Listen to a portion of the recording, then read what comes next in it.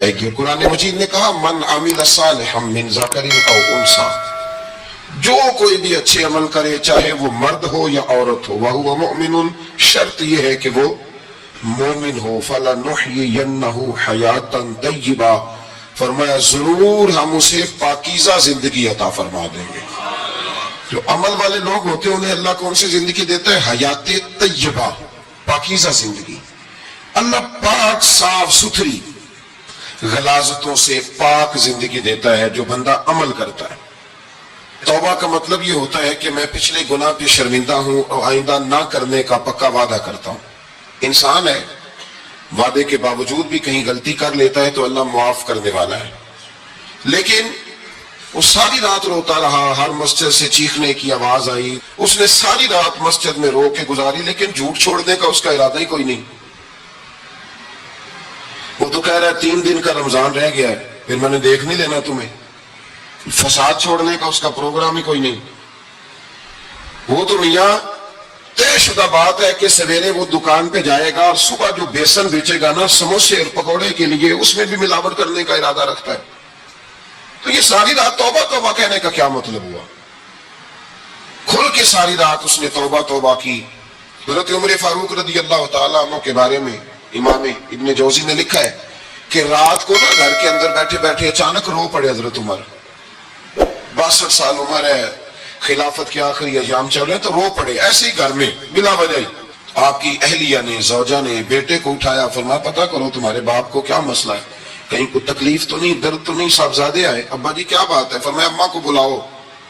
سب لوگ جمع ہو گئے تو جناب عمر فاروق رضی اللہ تعالیٰ عنہ فرمانے لگے کہ بیٹھو میرے ارد گرد۔ سب بیٹھ گئے تو فرمانے لگے آج جب میں مسجد سے نکلا تھا تو میرے نبی پاک کے سچے صحابہ، سچے رسول کے سچے صحابہ، حضور کے سچے غلام یہ کہہ رہے تھے کہ عمر بڑا ہی اچھا ہے، عدل والا ہے، انصاف والا ہے۔ تو ابا جی اس میں رونے والی کیا بات ہے؟ تو فرمانے لگے ڈر یہ لگتا ہے کہ باہر تو میں اچھا تھا، کہیں گھر میں تو نہیں کوتاہیاں کرتا رہا۔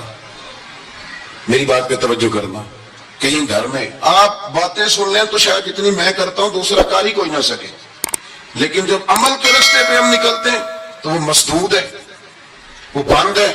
عمل کس نے کرنا ہے؟ آپ کوئی آیت پڑھیں تو یہاں غلطی نکالنے والے 20 لوگ مل جائیں گے، 20 لوگ، لیکن اس آیت پہ عمل کرنے والے کتنے ملیں گے؟ تو حضرت عمر فاروق رو رہے تھے، کہنے لگے کہیں تمہارے حقوق تو نہیں پامال کرتا رہا؟ تو آپ کی اہلیہ نے جب سنا تو وہ کہنے لگی عمر مجھے تو بڑا پرانا شکوہ ہے، آپ کو جاہ و جلال اتنا تھا میں بات نہیں کر سکی۔ عمر تم نے سارا دن مسجد میں گزار دیا اور ساری رات نقاب اوڑھ کے مدینے کی گلیوں میں گزار دی، میں تو زندگی کی کوئی خوشی دیکھ ہی نہیں سکی۔ چاہ تو میرے اندر بھی تھے نا کہ میرا شوہر کچھ گھڑیاں بیٹھتا، کہیں مجھے لے کے جاتا، تو میں تو کچھ نہیں دیکھا، مجھے بڑا شکوہ ہے۔ تو حضرت عمر کہنے لگے چل اللہ کی رضا کے لیے معاف کر دے۔ بھئی معافی بیوی سے نہیں مانگی جا رہی، معافی اپنی غلطی کی مانگی جا رہی، یہ سمجھ لیں۔ بیوی کے لیے تو خاوند کا بہت بڑا مقام ہے نا، لیکن یہاں غلطی کس بات کی ہے؟ اپنی کمزوری پر غلطی کا اعتراف کر کے معذرت کا سوال کیا جا رہا ہے۔ تو حضرت عمر کہنے لگے معاف کر دے، تو اہلیہ کہنے لگی میں نہیں معاف کرتی، میری شرط پوری کریں۔ فرمایا وہ کیا؟ فرمانے لگی قیامت میں جب اللہ آپ کے لیے جنت کا حکم دے گا تو آپ میری سفارش کریں گے اللہ کی بارگاہ میں؟ سفارش کریں گے کہ یا اللہ مجھے کپڑے دھو کے دیتی تھی، میری عزت کی حفاظت کرتی تھی، میرے بستر کو پاک رکھتی تھی، کہیں گے؟ تو حضرت عمر فرمانے لگے تیرے ساتھ وعدہ رہا، رب نے اگر عمر کو اپنے فضل، اپنے کرم اور اپنے محبوب کے صدقے جنت دی تو عمر تیرے بغیر جنت میں نہیں جائے گا۔ عمل کا راستہ، عمل کا راستہ دیکھیں نا۔ 2 دفعہ استاد بات کرتا ہے، 2 دفعہ، اور کوئی زیادہ، ایک تو ہے نا کہ ایم اے اور جناب ایم ایڈ اور ایم فل اور پھر پی ایچ ڈی قسم کا استاد، ایک وہ جو matric P T C teacher ہے نا، وہ 2 دفعہ اسٹوڈنٹ کو کام کہے تو تیسری دفعہ وہ ناراض ہو جاتا ہے، کہتا ہے میں 2 دفعہ کہا ہے۔ بچے کو آپ 2 دفعہ کہتے ہیں اور اگر تیسری دفعہ کہنا پڑے تو غصہ آتا ہے نہیں آتا؟ بھئی تو نے اتنی دفعہ کہا تو سمجھ نہیں رہا بات کو۔ اور اگر اللہ کریم قرآن مجید میں سینکڑوں دفعہ کہے نماز پڑھو، سینکڑوں دفعہ، اور یہ بہانے کر رہا ہے، یہ بھی پروگرام بنا رہا ہے، پھر کہتے ہیں میں بے چین رہتا ہوں، میں بے قرار رہتا ہوں۔ عمل کا راستہ اس کو اختیار کریں, آپ سکون میں رہیں گے. بدعمل آدمی اور بے عمل آدمی یہ ہمیشہ پریشان رہتے ہیں. ہمیشہ عمل کریں, توبہ کریں تو پھر بدل جائیں, پھر تبدیلی آئے. اور یہ کوئی مشکل کام نہیں, جو بدلنے والے تھے وہ بدل گئے. بڑا کچھ کرتے تھے پر پھر وہ لوگ بدل گئے. حضرت فضالہ رضی اللہ تعالیٰ عنہ کہتے ہیں کہ میں بڑا دل دادا تھا عورتوں کا, اور میرا ماحول یہ تھا کہ میں قتل بھی کر لیتا تھا, معاذ اللہ چوری بھی کر لیتا تھا, اور رات میری طبیعت تھی معاذ اللہ نہیں سے نہیں عورت کے پاس جانا. کہتے ہیں ابو جہل نے اعلان کیا کہ جو نبی پاک علیہ السلام کا سر اقدس معاذ اللہ کاٹ کے لائے گا, نقل کفر کفر نہ باشد, 100 سرخ اونٹ انعام ملے گا. تو میں نے ارادہ کر لیا کہ میں بہت سارا انعام حاصل کروں گا. قرآن مجید میں نا اللہ فرماتا ہے کہ بہت سارے لوگ ایسے ہیں جنہیں اگر میں رزق میں کشادگی دے دوں, زیادہ پیسے دے دوں, فرمایا باغی ہو جائیں, وہ سرکش ہو جائیں. یہ بہت سارے لوگوں کو جو اللہ تبارک و تعالیٰ اعتدال میں رکھتا ہے تو یہ ان کے لیے بہتر ہے. ہر بندہ دولت کے ہوتے ہوئے نیک ہو سکتا, تو یہ اللہ اگر رکھتا ہے نا اعتدال میں تو شکر کرے اللہ کا, ورنہ تو لوگ عیاشیاں کریں, پتہ نہیں کیا کچھ کر گزرے. تو حضرت فضالہ کہتے ہیں کہ میں نے خنجر تیار کیا اور میں نے بغل میں اس کو چھپایا, اوپر میں نے چادر اوڑھ لی. اب مجھے پتا تھا ظہر کی نماز کے بعد نبی پاک صلی اللہ علیہ وسلم طواف کعبہ کے لیے, بیت اللہ شریف کے طواف کے لیے جاتے ہیں. کہتے ہیں میں بھی اس طرف بڑھا. رستے میں نا وہ خاتون جس کے گھر میں نے رات آنا تھا, میں نے دروازے پہ دستک دی. میں نے کہا کہ تیار رہنا, آج میں بڑے پیسے لے کے آؤں گا. اسے میں نے یہ کہا اور پھر میں چلا گیا بیت اللہ شریف کا طواف کرنے. کہتے ہیں اللہ کے محبوب بھی طواف کر رہے تھے تو میں نے بھی طواف شروع کر دیا. ارادہ یہ تھا کہ جہاں نبی پاک علیہ السلام میرے قریب سے گزریں گے تو موقع پا کر میں حضور کے جسم اقدس پر خنجر کھوپ دوں گا اور معاذ اللہ شہید کر دوں گا. کہتے ہیں حضور ایک دفعہ بھی میرے پاس سے گزرے تو میں ہمت نہ کر سکا, دوسری دفعہ بھی پاس سے گزرے تو میں ہمت نہ کر سکا, تیسری دفعہ بھی گزرے تو میں ہمت. نبی کریم صلی اللہ علیہ وسلم 2-3 دفعہ گزرے تو فرماتے ہیں کہ مجھے موقع نہ ملا, اس لیے کہ حضور فرماتے ہیں اللہ نے روب کے ساتھ میری مدد فرمائی, دشمن پر میرا روب طاری ہو جاتا. فرماتے ہیں جب چکر پورے ہو گئے تو محبوب کریم نہ چھٹے چکر پہ فرمانے لگے فضالہ چکر ایک رہ گیا ہے, بے خبر ہو جو غلاموں سے وہ آقا کیا ہے, ایک پھیرا رہ گیا ہے. کہتے ہیں طواف مکمل ہو گیا تو محبوب میرے قریب آئے, فرمایا وہ کام کرتے کیوں نہیں جس کے لیے آئے تھے. میں نے عرض کی یا رسول اللہ کون سا کام, کیسا کام؟ اندر تو چور تھا نا, بان فقیروں کسی نہیں ماریا, اے ہوئی چور اندر دا, اندر چور تھا نا. کہتے ہیں حضور نے مجھے کندھے سے پکڑ کے ہلایا, فرمایا کرتے کیوں نہیں. جب حضور نے ہلایا تو وہ خنجر بھی پیروں میں گرا اور میں بھی رسول اللہ کے پیروں میں گر گیا. میں نے کہا حضور مجھے کلمہ پڑھا دے. کہتے ہیں حضور نے پہلے میرے دل پہ دست مبارک پھیرا, پھر میرے نبی نے مجھے کلمہ پڑھا دیا. اب نا مرید ہونے والا کہتا ہے کہ جی آہستہ آہستہ میں ٹھیک ہو جاؤں گا. اب وہ آہستہ آہستہ کا کیا ترجمہ ہے یہ بالکل سمجھ نہیں آتی. بھئی کسی بندے سے 5 لاکھ روپیہ لینا ہے تو اس سے وہ کہتا ہے جی میں آہستہ آہستہ دوں گا, 500 روپیہ دے دیا کروں گا روز کا, تو کہتے ہیں میری رقم خراب ہوتی ہے, پورے دو. اور نیکی کی بات جب آتی ہے تو کہتے ہیں حضرت صاحب دین اتنا سخت نہیں ہے, میں آہستہ آہستہ ٹھیک ہو جاؤں گا. اب میں مغربی شاپ پڑھنی شروع کر دی ہے میں نے, اب میں تسبیح لے لی ہے کل میں نے بھی, آہستہ آہستہ میں ٹھیک ہو جاؤں. یعنی رقم لینی ہو تو وہ آہستہ آہستہ قبول نہیں ہے. لیکن اور مکان کی رجسٹری اگر کرانی ہو تو مالک مکان کہے گا آہستہ آہستہ کرا لو. کہتے ہیں پیسے پورے دیے, سویرے چل اور بیان دے. یہ کیا بات ہے؟ یہاں یہ جو ہمارا ماحول تھا نا کر لیں گے ہو جائے گا, یقین کریں لوگ قبروں میں چلے گئے ہیں پر مسجدوں میں نہیں آئے. ہر کام سے لوگ ریٹائر ہوئے پر گناہوں سے ریٹائر نہیں ہوئے. آخر تک تباہی اتر گئی لیکن لوگ بدلنے کو تیار نہ ہوئے. حضرت فضالہ کہتے ہیں ابھی میں نے کلمہ پڑھا, ابھی میں واپس آیا, رستے میں وہ بی بی کھڑی تھی. کہتے ہیں میں وہ شخص تھا کہ عورتیں مرتی تھی میرے اوپر اور کسی کی جرت تھی کہ وہ آئے بائیں شائع کرے, لیکن فرماتے ہیں میں بی بی کے پاس سے گزر گیا. پہلے تو اس کا خیال تھا رکے گا, لیکن جب میں رکا نہ تو دروازے پہ آئی, اور جب میں گزر گیا تو اس نے آواز دی, لیکن میں نے سنی انسنی کر دی. جب آگے بڑھا تو میرے پیچھے دوڑی. فرماتے مجھے پکڑ کے کہنے لگی فضالہ تجھے کیا ہوا، تو وہی نہیں جو یہاں سے گیا تھا؟ آپ فرماتے میں کبھی نہیں رویا تھا، میں کبھی نہیں رویا تھا۔ اور جب کہا نا تو وہی نہیں، کہتے میں نے سر اٹھایا تو میری آنکھوں میں آنسو تھے، میں نے کہا میں جو گیا تھا وہ نہیں ہوں، اب تو میں محمد عربی کا غلام بن گیا ہوں، اب میں وہ نہیں ہوں، اب نہیں ہو سکتا کہ کوئی میری نظر میلی ہو جائے، یہ کیسے ممکن ہے؟ اب نا اسلام کی تعریف ہم نے یہ کی ہے کہ خبردار کوئی ہمارے قریب نہ آئے، ہم کسی کو بات نہیں کرنے دیتے کہ ہم مسلمان ہیں، ہم بات نہیں کرنے دیتے۔ پتہ کیا بات ہے، ایک میری یہ تقریر ہوتی ہے ممبر پہ، اور ایک میرا عمل ہوتا ہے جب میں سفر کرتا ہوں، جب میں گاڑی میں بیٹھتا ہوں، جب میں دوستوں سے ملتا ہوں۔ جب ان دونوں باتوں میں تضاد آتا ہے نا، تضاد، تو لوگ تقریر کو جذبات نہیں کہتے، ایک فن بن جاتی ہے تقریر۔ آپ کو پتا نا واعظین نعت خواں کہتے ہیں میں نے محفل لوٹ لی، پھر لوگ شمار کرتے ہیں کتنے لوگوں نے سبحان اللہ کہی، پھر لوگ شمار کرتے ہیں کہ آج 5 بندے روئے بھی تھے جب میں تقریر کر رہا تھا۔ تو پھر یہ فن ہے، یہ جذبات کا اظہار ہے۔ سمجھ لیں بات کو کہ عمل جب آپ نہیں نہ کرتے عمل، تو آپ خود بڑے بے چین رہتے ہیں کہ یار یہ میں کیا کر رہا ہوں، یہ کون سا گورکھ دھندا ہے کہ میرا عمل صفر ہوتا جا رہا ہے۔ ہمارے ایک استاد تھے تو وہ فرمایا کرتے تھے کہ اگر پڑھے لکھے آدمی کو تم بے عمل دیکھو تو اس سے دور ہٹ جایا کرو، ورنہ تمہیں بھی بے عمل کر دے گا۔ میں نے ان سے عرض کی، میں نے کہا حضور یہ کیا ہے؟ تو فرمانے لگے اپنے حضرت صاحب سے پوچھنا، وضاحت کریں گے۔ میں نے حضرت صاحب سے کہا جی عجیب بات کر دی ہے، علم والے بندے کے پاس بیٹھ کے تو علم آتا ہے۔ تو وہ فرما رہے تھے کہ علم والے بندے کے پاس اگر وہ بے عمل ہو تو بالکل نہ بیٹھنا۔ تو حضرت صاحب فرمانے لگا انہوں نے صحیح کہا ہے۔ اب بات بہت بڑی ہے، پتہ نہیں آپ کی سمجھ میں آتی ہے نہیں آتی، بہرحال کر دیتا ہوں۔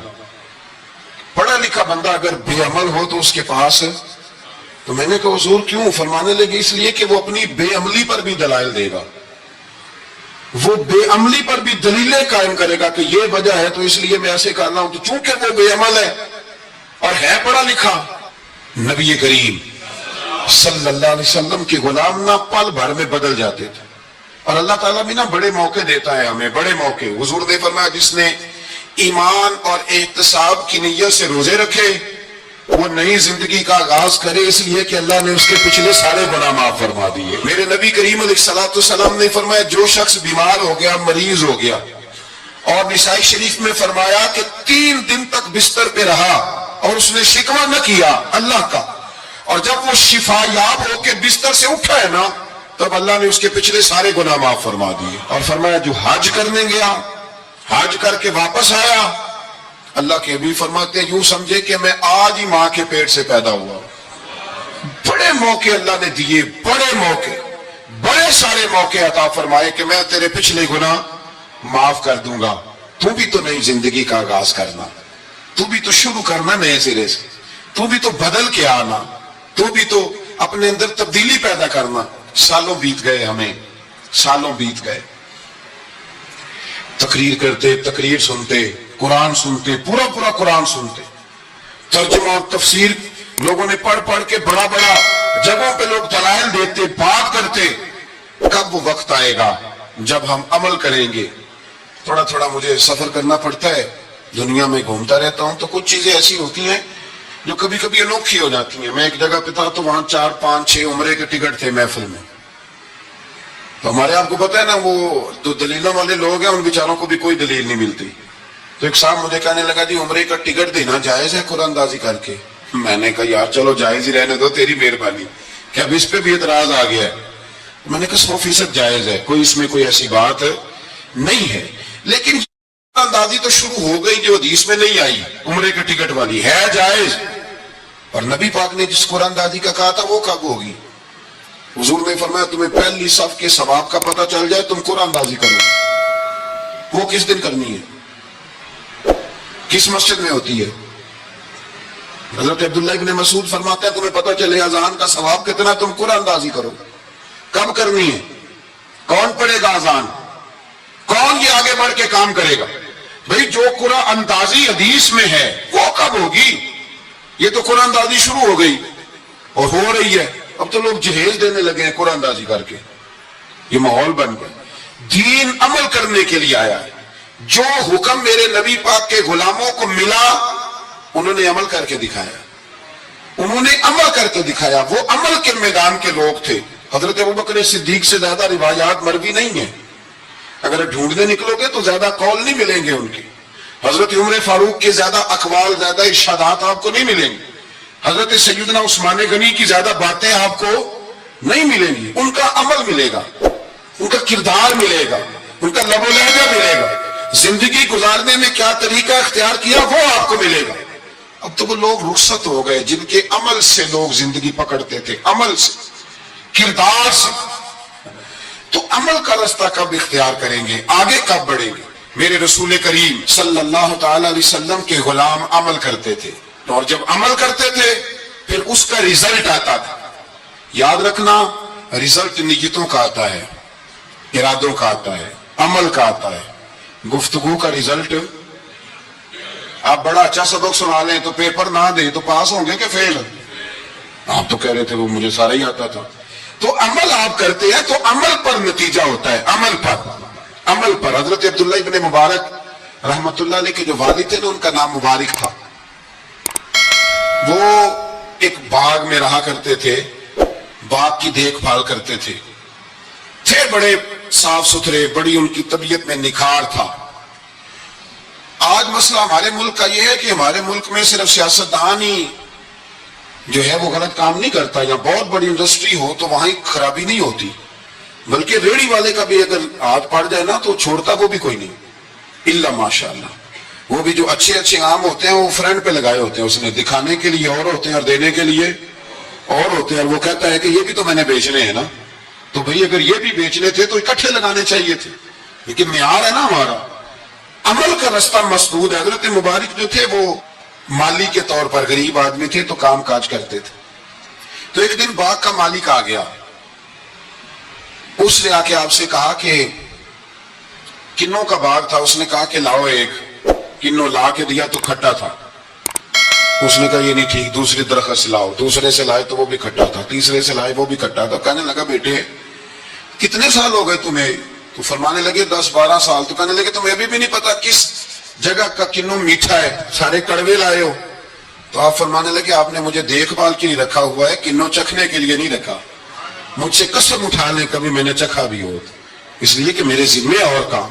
باغ کا مالک کتنا خوش ہوا کہ اس نے آزاد بھی کر دیا، اپنی بیٹی کا نکاح بھی کر دیا، اور وہ باغ بھی آپ کو تحفے میں دے دیا۔ ان کے گھر حضرت عبداللہ بن مبارک پیدا ہوئے۔ ان کے والد گرامی کہتے ہیں کہ ایک دن پھر ایسا ہوا کہ میں نے نا باغ بڑا سجایا، سنوارا، محنت کری،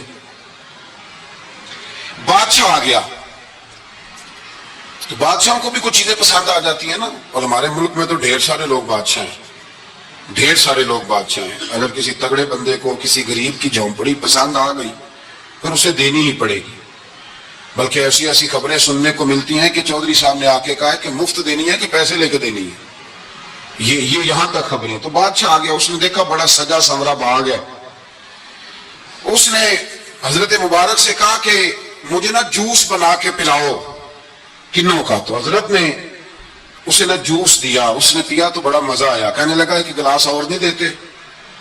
تو حضرت اور بنانے لگے تو اس کے دل میں نا اس سے پہلے خیال آ گیا کہ باغ بڑا شاندار ہے اور پھل بھی بڑا مزیدار ہے، تو قبضہ نہ کر لوں، اپنا ہی نہ ہو جائے، یہ اس کو دیتے ہیں تھوڑے بہت پیسے، یہ نکل جائے گا، نہ بھی نکلا تو ڈانٹ دیں گے۔ اتنی دیر میں نا حضرت مبارک رحمت اللہ تعالیٰ علیہ ایک گلاس شربت کا اور بنا کے لے آئے، بادشاہ کو دیا نا، تو اب جو گلاس آیا تو کڑوا تھا، کسیلا تھا، کھٹا تھا۔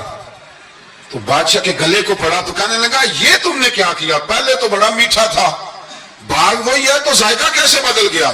تو آپ فرمانے لگے وہ بادشاہ کی نیت بدلی ہے نا، بادشاہ کی نیت بدلی ہے تو اس کا بھی ذائقہ بدل گیا ہے، تو نیت نہ آپ کی بدلتی۔ تو یہ حضور کا فرمان ہے، فرمایا اللہ کے کچھ بندے ایسے ہوتے ہیں جو اللہ کے دیے ہوئے نور سے دیکھتے۔ کہا آپ کی نیت بدل گئی تو اس کا ذائقہ بدل گیا۔ اب بادشاہ نے دل میں کہا نہیں یار، بندہ کہہ تو ٹھیک ہی رہا ہے، یہ تو اس کی محنت سے اللہ نے پھل دیا، مجھے ایسا نہیں کرنا چاہیے۔ تو حضرت دوڑ کے گئے تو دوسرا جوس کا گلاس بنا کے لائے، اب دیا تو میٹھا تھا، کہنے لگا اب کیا ہوا؟ فرمانے لگے آپ کی نیت ٹھیک ہو گئی ہے تو رب نے ذائقہ بھی ٹھیک کر دیا ہے۔ نبی پاک علیہ السلام نے فرمایا اللہ تو تیرے گمان کے قریب رہتا ہے، تیرے گمان کے۔ یہ میں بچوں کو نا تھوڑے دن پہلے میں انہیں کہہ رہا تھا دین میں آگے بڑھنے کے لیے کوئی سیاست نہ کرنا، کوئی چکر نہ چلانا. میں نے چکر چلانے والے لوگ ہمیشہ پیچھے رہ جانے والے دیکھے. تھوڑا کر لینا پر اتنا کرنا جتنا مخلص ہو کے ہو سکے. کوئی چکر چلانا، کسی کھاتے میں پڑنا، اس سے بچنا، نہ پیچھے رہ جاؤ. میں نے بڑے بڑے تیز لوگوں کو زندگی میں زیرو دیکھا ہے، اور بڑے بڑے سادے لوگ جن کو 50,000 روپیہ گننا پڑ جائے تو تھک جائیں، لیکن اللہ نے انہیں دیا ہے تو بغیر حساب کتاب ہی عطا فرمایا. تو ہم نہ نیتوں کے بل بوتے پر عمل کریں، خالی باتیں نہ کریں. آپ کا جو عمل ہوگا وہ آسانی کر دے.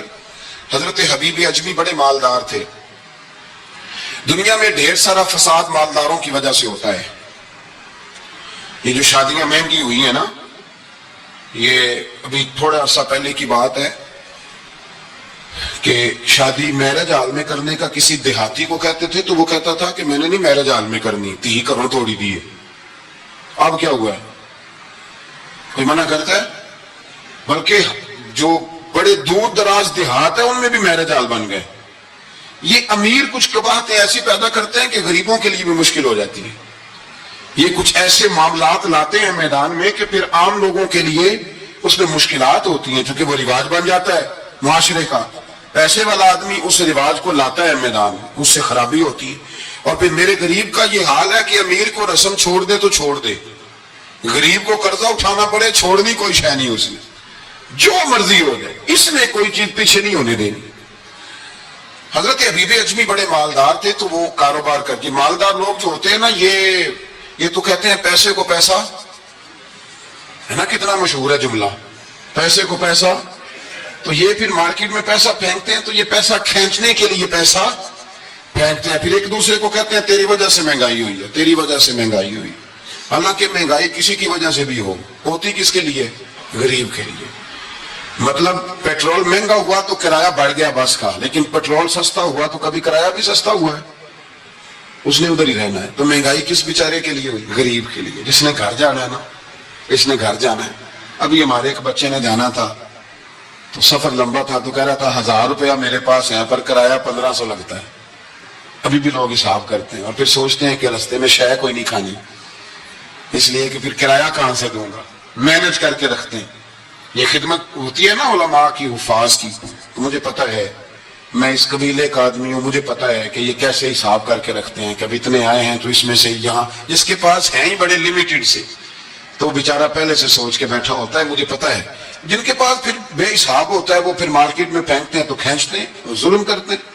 حضرت حبیب اجمی کہتے ہیں جب مال دیا اللہ نے تو میں نے سود کا کام شروع کر دیا.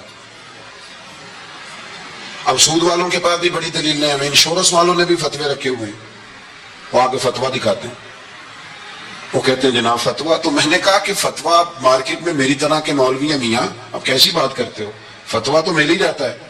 لیکن نبی کریم علیہ السلام کا وہ فرمان ذہن میں رکھنا کہ حضور نے فرمایا ایک حلال ہے تو ایک حرام ہے، ایک میں شک ہے. اللہ کے نبی فرماتے ہیں تم نے شک والی چیز سے بھی بچنا ہے. اس میں مشکوک ہو گیا نا کہ پتہ نہیں. اب دیکھیں نا علماء کا یہاں اختلاف ہے، جو جائز کہتے ہیں قابل احترام ہے، لیکن جو ناجائز کہتے ہیں ان کے بھی تقوی میں کوئی شک، تو شک آ گیا نا اس بات میں. تو حضور نے فرمایا تم شک والی چیز سے بھی بچو. حضرت حبیب اجمی کہتے ہیں میں سود کا دھندا کرتا تھا، بڑا سود لاتا تھا، بڑا سود، اور یہ سود جس پہ چڑھ جاتا ہے اس پہ اترتا نہیں. پاکستان کا بھی بنیادی مسئلہ یہ ہے کہ سود اتنی بڑی نحوست ہے کہ یہ اللہ رسول سے جان گئے، کیونکہ بہت زیادہ سود ہم دیتے ہیں. اس لیے میں تو آپ کو پتا ہے جو کوئی برا کام کرے اس کو برا کہنا چاہیے. حکومتی لیول پر تنقید اس لیے اچھی ہوتی ہے کہ لوگوں تک جب پہنچتی ہے تو فائدہ دیتی ہے، لیکن جو بندہ اچھا کام کرے اس کی اچھائی کو بھی بیان ہے. حضرت حبیب اجمی رحمت اللہ تعالیٰ علیہ فرمانے لگے کہ سود کا کاروبار میں نے شروع کر دیا، بڑا وسیع تھا میرا کام سود کا، میں سود لیتا تھا، سود پہ گزارا ہوتا تھا. میری بیوی مجھے سمجھاتی تھی کہ یہ سود ہے، یہ حرام ہے، یہ غلط ہے، سے بچو. کہتے ہیں وہ کئی دفعہ مجھے کہتی تو میں ڈانٹ دیتا. ایک دن نا میں سود کے پیسے لے کے نا آ رہا گھر، اس کا میں نے گوشت خریدا، بیوی کو دیا کھانا پکانے کے لیے تو اس نے ہنڈیا چولہے پہ رکھی. کہتے اس نے ذرا اس کے اندر چمچہ جو چلایا ہنڈیا میں تو وہ لایا میں گوشت تھا پر سارے کا سارا خون بن گیا، خون بن گیا سارے کا سارا. اللہ اکبر. کہتے ہو میری بیوی چیخیں مارنے لگے اور لا کے میرے آگے رکھا, کہنے لگے یہ تیرے سود کے پیسے کون بن گئے, تجھے بھی پلاؤں اور تیرے بچوں کو بھی. وہ کہتے ہیں نا کچھ لوگ کے گھر کے کونے سے چیخنے کی آواز آتی ہے تو سارے پیر بلائے یا فرق کوئی نہیں پڑتا. تو میں کہتا ہوں پھر غور کر لو, شاید اس کونے میں کسی یتیم کے پیسے لگ گئے ہوں, کسی بیوہ کی آہیں ہوں. اگر اس رقم کی کوئی گھر بن جائے نا تو پھر ساری دنیا کے پیر جمع کرو تو چیخنے کی آوازیں بند نہیں ہوا کرتی. حضرت حبیب اجمی رحمت اللہ تعالی علیہ فرمانے لگے کہ وہ جب بن گیا نا خون, تو اب میرے اندر نا چوٹ لگی کہ یار اگر دنیا میں اللہ تعالیٰ مجھے نظارے دکھا رہا ہے تو آخرت میں میرا کیا بنے. کہتے میں درد کے ساتھ باہر نکلا. بچے گلی میں کھیل رہے تھے, جب ان کے قریب سے گزرنے لگا نا تو ہم تو کہتے ہیں نا لوگ حسد میں بات کرتے ہیں, لیکن ایسی بات نہیں ہے. کچھ شریر لوگ ہوتے ہیں جو حسد میں بات کرتے ہیں, پر دیکھنا چاہیے کہ لوگ ہمارے بارے میں کیا کہتے ہیں. انتم شہداء اللہ فی الارض, حضور نے فرمایا تم زمین پر اللہ کے گواہ ہو. مومن جو تمہارے بارے میں کہے کان لگا کے سنو. لوگ تمہیں کیا کہتے ہیں, کن لفظوں سے یاد کرتے ہیں. جن لفظوں سے لوگ دنیا میں یاد کرتے ہیں مرنے کے بعد بھی انہی لفظوں سے یاد کریں گے. انہی لفظوں سے کوئی تمہارے لیے ہاتھ اٹھا کے دعا نہیں کرے گا. ہاں اگر تم نے خیر کی ہوگی تو پھر لوگ گلیوں سے نکل کے آئیں گے, پھر لوگ روئیں گے کہ بندہ بڑا تھا. تو حبیب اجمی کہتے ہیں میں باہر نکلا تو بچے کھیل رہے تھے, تو ایک بچہ ان میں سے کہنے لگا پیچھے ہٹ جاؤ پیچھے ہٹ جاؤ, بڑا ظالم ہے, بہت بڑا سود خور ہے. چھوٹا بچہ, ایسا نہ ہو کہ اس کے پیروں سے مٹی اڑے اور ہمارے کپڑوں پہ پڑ جائے تو ہمیں بھی نحوست ملے. چھوڑو سودیا. کہتے ہیں میرے دل پہ اور چوٹ لگی. میں نے کہا یا اللہ تیری چھوٹی چھوٹی مخلوق بھی مجھ سے نفرت کرتی. یہ بچے تک کہتے ہیں کہ میں اس طرح کا ہوں. بچے فرمانے لگے, میں وہاں سے سیدھا حضرت حسن بصری کے پاس گیا. میں نے کہا حضور مجھے توبہ کرا دیں. یہ پتہ ہے اللہ والوں کے پاس لوگ کیوں جا کے توبہ کرتے تھے, مرید ہوتے تھے, اس لیے کہ توبہ پہ قائم رہنا بڑا مشکل ہوتا ہے. کوئی ایسا بندہ ہونا چاہیے جو ہمیں توبہ پہ قائم رکھے, جو روز ہمیں نصیحت کرے. دیکھیں نا ہمارے سینئر ہوتے ہیں ہر فیلڈ میں, اگر کہیں ہم الجھ جاتے ہیں تو اپنے سینئر سے بات کرتے ہیں. تقوی کے پرہیزگاری کے راستے میں بھی ہمارا کوئی سینئر ہونا چاہیے تاکہ وہ ہمیں بتائے کہ پرہیز کہاں کرنی ہے, دوائی کیسے کھانی ہے اور آگے کیسے بڑھنا ہے. فرمانے لگے میں حضرت حسن بصری کے پاس گیا, توبہ کی, معافی مانگی, گڑ گڑایا, بڑا رویا. تو خواجہ حسن بصری نے مجھے توبہ کرائی. میں نے پکا ارادہ کیا کہ مر جاؤں گا پر حرام کا پیسہ نہیں کھاؤں گا. مر جاؤں گا, حرام کا لقمہ نہیں کھاؤں گا. ویسے بھی ہم زیادہ کھا نہیں سکتے, یہ وارثوں کا مال ہوتا ہے, ہمارا تھوڑی ہوتا ہے. ہم کسی کے مال کے محافظ بنے رہتے ہیں اور کھائے گا کوئی اور حساب دے گا. اور جہاں تک بچوں کا معاملہ ہے نا, بچے اچھے ہوں نا تو پیسے بانی جاتے ہیں, اور بچے نالائق نکل آئیں تو جو ہوں وہ بھی اجڑ جاتے ہیں. تو اس لیے محنت تربیت پر ہونی چاہیے, نہ کہ بینک بیلنس پر ہونی چاہیے. حضرت حبیب اجمی کہتے ہیں واپس آیا سچی توبہ کر کے, ایک لقمہ حرام نہیں کبھی لوں گا. ابھی وہ بچے وہیں کھیل رہے تھے جن کے پاس سے میں گزر کے گیا تھا. کہتے ہیں واپس آیا تو وہیں کھڑے تھے. انہی بچوں میں سے وہی بچہ دوبارہ بولا, کہنے لگا پیچھے ہٹ جاؤ پیچھے ہٹ جاؤ, اللہ کا ولی آ رہا ہے. کہیں ایسا نہ ہو کہ ہمارے پیروں سے گرد اڑے, اس کے کپڑوں پہ پڑے اور ہم بے ادب لکھ دیے جائیں. کہتے ہیں میں نے چلتے چلتے چیخ ماری کہ اے اللہ ابھی تو میں آج بدلا ہوں, آج میں بدلا ہوں تو تو نے میرے حق میں ساری گواہیاں بھی بدل دی ہیں, تو نے سارا نظام بدل کے رکھ دیا ہے. تبدیلی اپنے اندر لائیں, روح کے اندر لائیں, مزاج کے اندر لائیں. یہ شب قدر کی رات ہے, توبہ اور استغفار کریں لیکن بدلنے کے ارادے سے, چھوڑنے کے ارادے سے. اعلیٰ حضرت فاضل بریلوی رحمت اللہ علیہ جب ذی الحج کی آخری رات ہوتی تو فرماتے صبح سال بدل رہا ہے تو ہمیں بھی بدل جانا چاہیے. لوگ پوچھتے حضور کیا بدلیں؟ فرمایا جو ایک سپارہ پڑھتا تھا 2 کر دے, اور فرمایا جو اپنے آپ کو خوش کرنے کے لیے باتیں کرتا تھا وہ باتیں کم کر دے. آج نہ کچھ بدلنے کا پروگرام بنائیں, اپنے رب کریم کے ساتھ دل ہی دل میں وعدے کریں کہ کچھ عادتیں ہم چھوڑیں گے. یہ غلط بات ہے کہ عادتیں چھوٹا نہیں کرتی. حضور عادتیں تو بدلنے آئے ہیں دنیا میں, عادتیں بدل جایا کرتی. اپنے آپ کو بدلیں اور اپنے اندر تبدیلی پیدا کریں, پھر خدا کے رزلٹ کا انتظار کریں, پھر دیکھیں اللہ کس طرح کے فیصلے فرماتا ہے. آپ ارادہ کریں, آپ پروگرام بنائیں, آپ آپ ذہن اپنا بنائیں کہ میں نے نا اب کچھ بدل جانا ہے، اب میں نے اندر کچھ اپنے تبدیلی پیدا کرنی ہے، نکل آئیں۔ 2-3 گزارشات جاتے جاتے آپ سے عرض کروں۔ ایک تو زندگی میں کچھ کام ایسے کریں کہ جن کاموں کا مجھے پتا ہو یا میرے رب کو پتا ہو، کسی انسان کو خبر نہ ہو۔ دوسری بات یہ یاد رکھیں کہ دین کا کوئی کام بھی زندگی میں کرے نا تو اپنے اوپر مشقت کریں کہ وہ کام میں نے ریاکاری کے طور پہ نہیں کرنا، وہ دکھلاوے کے طور پہ نہیں کرنا۔ دینی معاملات کے اندر، دینی کاموں کے اندر، یعنی پہلے آپ اپنے آپ کو مطمئن کریں کہ واقعی آپ فی سبیل اللہ وہ کام کر رہے ہیں۔ اب یہ جو رسم ہے نا بے تحاشا، کوئی چیزیں بوجھ بننے لگ گئی ہیں، بوجھ۔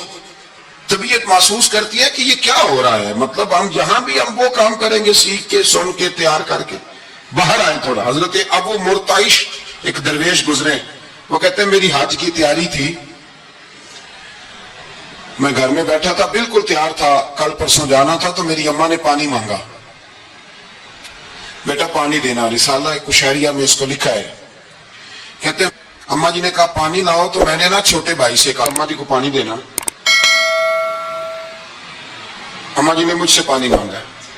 یہ جو پیر صاحب ہوتے ہیں ان کو بھی اماں کی خدمت کرنی چاہیے کہ نہیں کرنی چاہیے؟ وہ جو انڈسٹری کا مالک ہے 2 کروڑ روپیہ، وہ نرس رکھ دے اماں کو کہ خود اماں کو روٹی کھلائے۔ وہ کہتا میں کرتا رہا ہوں، میں ہی تو تنخواہ دیتا ہوں، بی بی جو رکھی ہوئی ہے۔ کس کو خدمت کرنی چاہیے؟ ڈاکٹر صاحب کو، انجینئر صاحب کو۔ نبی وقت بھی ہو نا، نبی وقت بھی اور ولی وقت بھی، تو ماں اس کے لیے بھی قابل تعظیم ہوتی۔ آپ بات کو سمجھیں، نبی کریم علیہ السلام تو اپنی رضائی ماں آتی تھی تو حضور اٹھ کے کھڑے ہو جاتے تھے۔ حضور نے کہا یہ تعظیم کا موقع ہے۔ حضرت ابو مرتعش کہتے ہیں اماں نے پانی مانگا، کل میں نے حج پہ جانا تھا، چھوٹے بھائی سے کہا ذرا اماں کو پانی دینا، چونکہ میں تو پیر صاحب ہوں، میں تو علامہ صاحب ہوں، 25-30 آدمی ابھی گلی میں کھڑے ہیں مجھے ملنے والے، اور بہت پتر تو پانی لا دے، پانی کی بات ہی ہے نا۔ کہتے فوراً میرے دل میں خیال آیا کہ سینکڑوں میل کا سفر حج کا پیدل کرنا ہے، اس کے لیے تیرا نفس تیار ہے، اور یہاں سے اٹھ کے وہاں مٹکے سے پانی ڈالنے جانا ہے اماں کے لیے، اس کے لیے ذہن تیار نہیں۔ فرماتے ہیں پھر میرے اندر سے آواز آئی کہ یہ تو حج کرنے جا رہا ہے نا، اس میں لوگ تجھے حاجی کہیں گے، اور واپسی پہ تیرے گلے میں پھولوں کا ہار ڈالیں گے، لیکن اماں کو پانی پلانے پر تو کوئی بندہ انعام نہیں دے گا، کوئی شور نہیں ہوگا۔ تو فرماتے ہیں میں سمجھ گیا کہ ابھی میں حج کے لیے نفسیاتی طور پر تو تیار ہوں، پر دلی طور پر تیار نہیں ہوں۔ کہتے ہیں میں نے حج کا ارادہ چھوڑ دیا۔ میری اماں کہنے لگی بیٹے جاتا کیوں نہیں؟ میں نے کہا اماں پہلے تیرے تک پہنچ لوں، پھر بیت اللہ شریف تک بھی پہنچ جاؤں۔ تو دینی کام زندگی میں کوئی بھی کرے نا، مخلص ہو کے کریں، نکل آئیں تسنن سے، بس کریں۔ یار مطلب سب کے سامنے اداکاری تو اللہ رسول کے سامنے بھی اداکاری چھوڑ دیں یار۔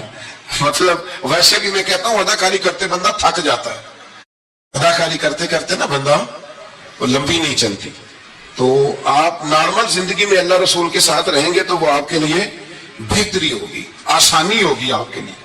میں شب برات کی محفل کے بڑے پوسٹر نہیں بنواتا، شب قدر کے بھی نہیں بنواتا، اگر کبھی بنتے ہیں تو دوست کوئی بنا کے لگا دیتا ہے، بڑا مختصر سا پیغام، وہ بھی شاید آج کیوں بلا۔ میں دوستوں کو ہمیشہ کہتا ہوں کہ جس کو تنہائی میں شب قدر میں مزہ آتا ہے نا اللہ اللہ کرنے کا، وہ تنہائی میں کرے، لیکن زیادہ تر لوگ کر نہیں پاتے، اس لیے ہم محفل کو سجاتے ہیں۔ اس میں کوئی ایسا مقصد نہیں، کوئی ایسا معاملہ نہیں، خدا را کچھ تھوڑا سا اخلاص، للہیت پیدا کریں طبیعت میں، اور کبھی بھی دین کے معاملے میں کسی جگہ بھی کوئی ایسا کام نہ کریں جس میں رکاوٹ ہو، آزمائش ہو۔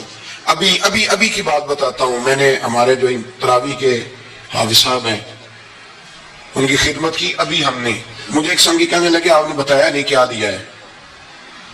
میں نے کہا میرے خیال میں بتانے کے لائق ہوتے تو شاید بتاتا۔ اب آپ کسی کو 2-4 ہزار دے کے اس کا اعلان کریں گے تو یہ کچھ چیزیں ہیں نہیں اعلان کرنے والی۔ پھر یہ کہ وہ میں دیکھتا رہتا ہوں نا جی، تصویریں پہنچتی رہتی ہیں کہ جو 500 دے رہا ہے وہ بھی فوٹو کھنچوا رہا ہے، جو سوٹ دے رہا ہے وہ بھی فوٹو کھنچوا رہا ہے، تو جو ایک جگہ پہ میں کھانے کے لیے بیٹھا تھا ٹیبل پہ، تو انہوں نے پہلے نا برتن اٹھا کے تو چاولوں کی فوٹو کھینچی، پھر قورمے کی کھینچی، پھر ساری چیزوں کی. تو میں نے کہا کہ یار پہلے ہمیں پوچھ لو ہم نے کیا کیا کھانا ہے. لوگ کھائیں گے اس کی فوٹو کھینچ لینا، اب تم ہماری فوٹو کے ساتھ قورمہ فٹ کرو گے تو لوگ تو کہیں گے نا مولانا کھا کے گئے.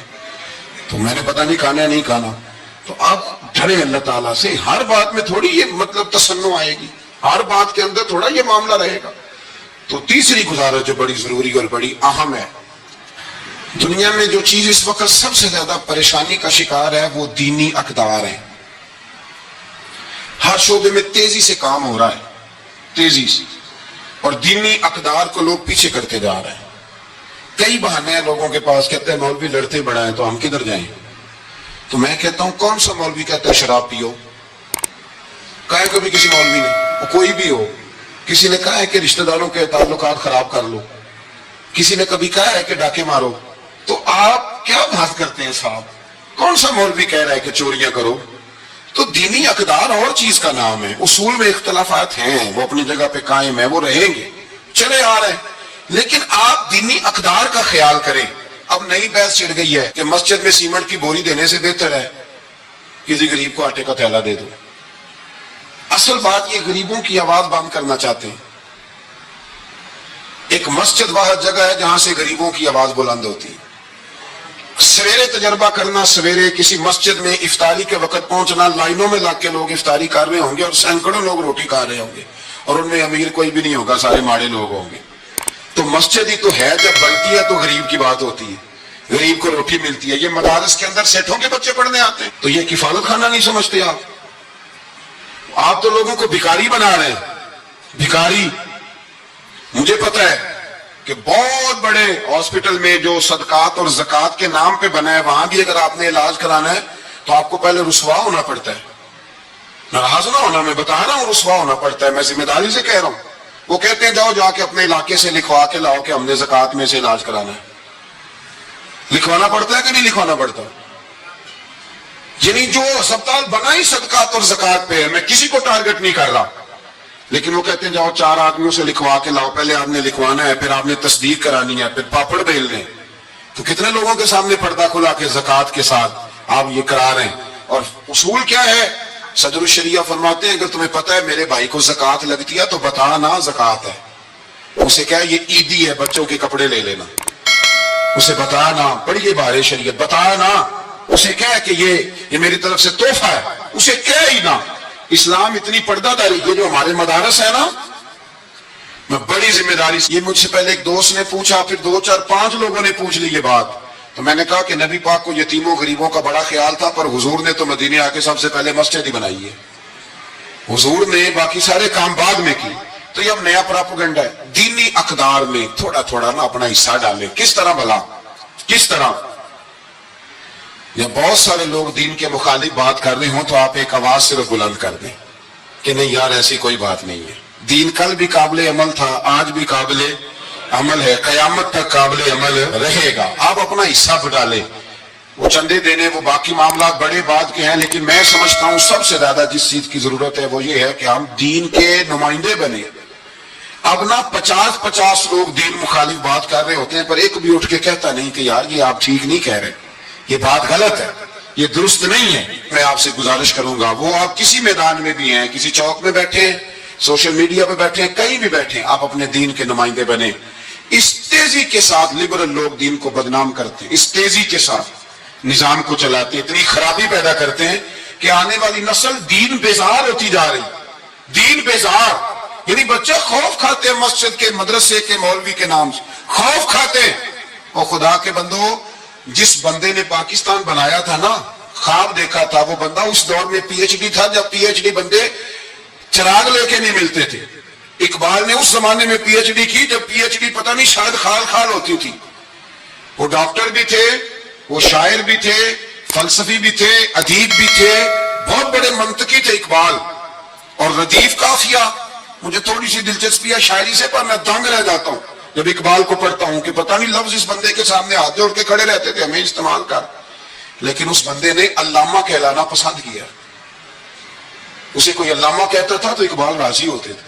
فرماتے تھے جب کہ مجھے علامہ کہتا ہے تو مجھے یوں لگتا ہے کہ میں مصطفیٰ کے دین سے جڑا ہوں. وہ پسند کرتے تھے یہ بات کہنا, پسند کیا اس شخص نے. یہ آپ سمجھے, سرما تھا میری آنکھ کا خاک مدینہ و نجف, یہ پسند کیا اس بندے نے یہ بات کہنا. اس نے پسند کیا اپنے آپ کو رسول اللہ صلی اللہ علیہ وسلم کا غلام کہنا. آپ سمجھے, نہ جہاں میں کہیں بھی امان ملی, جو امان ملی تو کہاں ملی. کہنے لگے میرے جرم خانہ خراب کو تیرے عفو بندہ نواز. تو اس لیے دین کے آپ محافظ بنے, اور میرے سے زیادہ آپ کی آواز بلند ہوگی.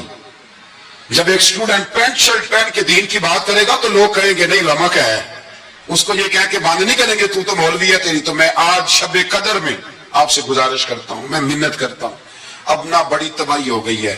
میری نسل کے آنے والے بچے دین بیزار ہو گئے, وہ ڈرتے ہیں, شب قدر کی راتوں میں مسجدوں میں نہیں آتے, شب برات کی راتوں میں مسجدوں میں نہیں آتے. ایک تیزی سے جال پھینکا گیا ہے اور کافر اس میں کامیاب ہے. خدا را واپس لوٹو, اپنے دین کے نمائندے بنو. اقبال کہا کرتے تھے میری زندگی کا مقصد تیرے دین کی سرفرازی, میں اسی لیے مسلمان, میں اسی لیے نمازی. کہنے لگے یا رسول اللہ میں مسلمان بھی اس لیے ہوں کہ میں دین کی بات کروں گا, اور نماز بھی اس لیے پڑھتا ہوں کہ تیرے دین کا جھنڈا بلند ہوگا. پر دین نبی دا وانگ یتیمہ رووے تے کرلاوے, تے آکھے میں کتھوں لبا عمر بہادر جیڑا مینوں سینے لاوے. بڑی قسم پرسی ہے, دین کے نمائندے بنو, دین کی ذمہ داریوں پر آپ اپنا کردار ادا کرو, یہ بڑا ضروری ہے. تھوڑی منصوبہ بندی دین کے لیے بھی کرو. اگر پروفیسروں میں, ڈاکٹروں میں, انجینئر لوگوں میں, سیاستدانوں میں آپ کو اچھے لوگ مل جاتے ہیں اور آپ دل و جان سے ان پہ قربان ہونے لگتے ہو, تو کوئی دیندار بھی تلاش کاری لو, انشاءاللہ بڑے بڑے اچھے لوگ مل جائیں گے, اور اللہ کے فضل سے مل جائیں گے, اللہ کے کرم سے مل جائیں گے. اور یہ وہ والا کھیت ہے جو اکثر سرسبز و شاداب ہی رہتا ہے, اکثر سرسبز و شاداب ہی رہتا ہے, اکثر اس کے اندر خوبصورتی اور پھل پھول اور پودے لگے رہتے ہیں. جو میں نے کہا میں دعا کرتا ہوں اللہ اسے قبول فرمائے. جہاں ہم بھول گئے میری دعا ہے اللہ ہم سے درگزر فرمائے. خیر کی بات کی اللہ ہمیں توفیق عطا فرمائے.